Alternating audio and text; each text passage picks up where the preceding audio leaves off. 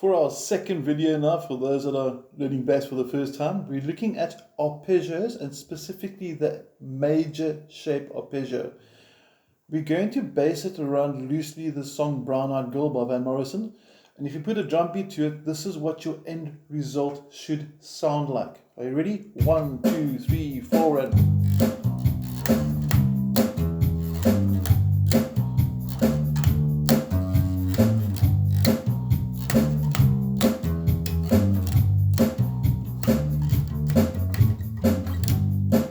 Okay, a little bit extra there for doubling up, but we'll take you through this and explain everything as you go through the video. Now, the first thing we want to do is to remember that your thumb must be resting on your top string, and we mentioned also in the first video that if you got a 5 string, you pretend that that pen that I'm using here is string number 5. Rest on him to keep that string quiet. Consequently, you can also rest on your pickups as well. That's also acceptable, but this isn't. Okay. Let's focus now on your fretting hand, and we're going to start your first major arpeggio. Now, maybe you might want to have a pen and paper at hand. You need to know certain note names, also very, very important for a bass player, but learn the notes as you need to know them. So, for example, this study, fret 3, string 4 from the bottom, counting 1, 2, 3, 4. That note is G. And if you were playing a 5th string bass, or 5 string bass rather, your 5th string would be where my pen is, and you'll be counting 1, 2, 3, 4, 5. Okay, so you're still on the 4th string no matter which bass you're playing. That's G. The note underneath it, 3rd string from the bottom, is going to be fret 3, C. That is C. It should sound like that. If it doesn't, check your guitar's tuning. And then we're going to also eventually use the note D, which is fret number 5 on the 3rd string. For those 5 string players, your 3rd string happens to be the middle string. Okay. Now, the basic major arpeggio. An arpeggio is a fancy name for a chord. So instead of going, which sounds cool, but it's sort of boring. Okay, we're going to go. And that actually implies the the G major chord. So one more time. Those 3 notes imply the chord G major. So this shape that I'm doing, that sequence of finger notation, that sequence is referred to as the major arpeggio. Now, to take you through that, I want you to start with finger 2. Notice my fingers are numbered. On fret number 3, 4th string from the bottom. As we said, that's G. First finger is now going to play fret number 2, 3rd string, and the pinky, nice big stretch all the way up to fret 5 on the 3rd string. So one more time from a top view. Ready for this? 2, 3, 4. And that's your basic G major arpeggio for this study. We can later include the octave as well, but we're not doing it now. We want to get you playing and having some fun. So let's take it through one more time. I'm going to count to 4 and you can play through this with me. 1, 2, 3, 4, and... We got that? Let's try it twice in a row. 1, 2, 3, 4, and... Now, I want to focus in quickly on my picking hand as well, so you can just see the movements going down here. A little closer there. Notice I'm doing everything with my 1st finger because it's a slow beat, and you'll notice my thumb is keeping my strings quiet. So for the first one, you see my thumb jump down from the pickup there, resting on the pickup, and as I go to play the 3rd string, it jumps onto my 4th string and makes it quiet. For those that were playing on a 5 string, after I've played this note, my thumb would then jump off. There we go, I can see better. My thumb would jump off onto the string beneath it. Okay. So one more time. Watch the movements, small movements. We got that. Now back to fretting. We're going to add on the C major arpeggio next. And if you look at the G major arpeggio, which is simply this, all that happens with C is everything you've done simply moves 1 string down. That's C major. Let's compare it again to the G major. G major is this. C major.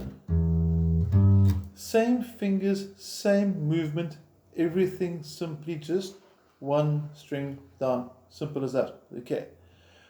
We're going to now count to 4 and I want you to play it through with me. Are we ready? 1, 2, 3, 4 and 1 and 2 and 3 and 4 and 1 and 2 and 3 and 4. We got that. For the next step, we're going to go back to G, 1 and 2 and 3 and 4. And then we're going to jump up to D, which is fret number 5. And in essence, it's exactly the same finger notation as the C, same strings, but simply moved 2 frets up. We got that. So if you go through the structure, we're going to do 1 G, 1 C, 1 G again, and then quick jump to fret number 5 for the D. So again, know your notes. This is G, this is C, and that is D. Okay, I'm going to take you through the whole way through. Are you ready? 1, 2, 3, 4, and...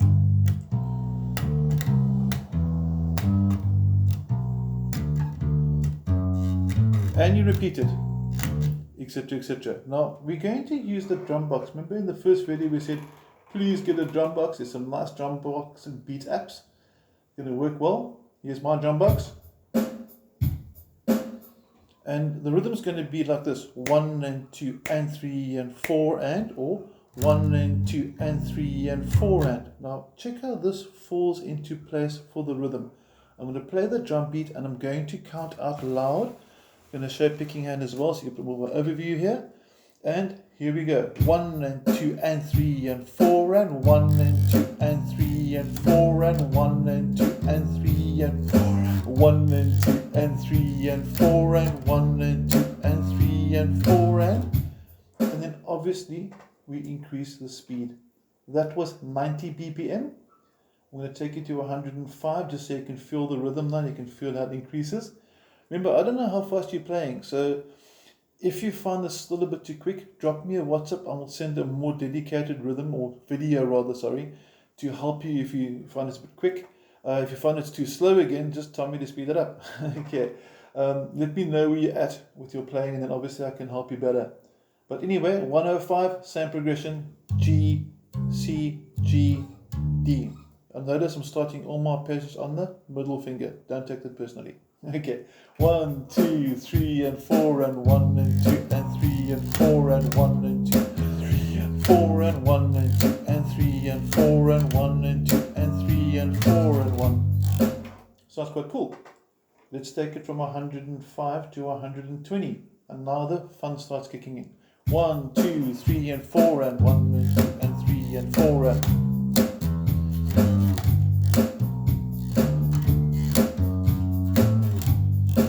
And then the last speed I'm going to demonstrate, 135. I'm going to play it through twice, but listen carefully to what I do in the second time. You'll notice I start putting some extra notes in. Not notes here with my hand that's busy moving around like an epileptic spider, but beats on the side of here. Check this out. 1 and 2 and 3 and 4 and...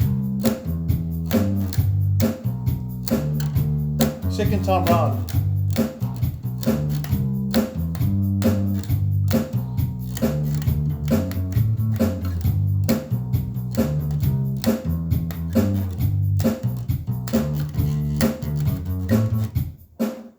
Doing over there was keeping the same finger sequence. In other words, for G I went from here to there, but I might have done a double with this hand here. You can see him walking.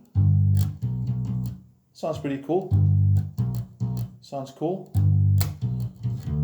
Also sounds cool. So play with the rhythm. I don't want you to feel tired or compelled to stick with a specific rhythm.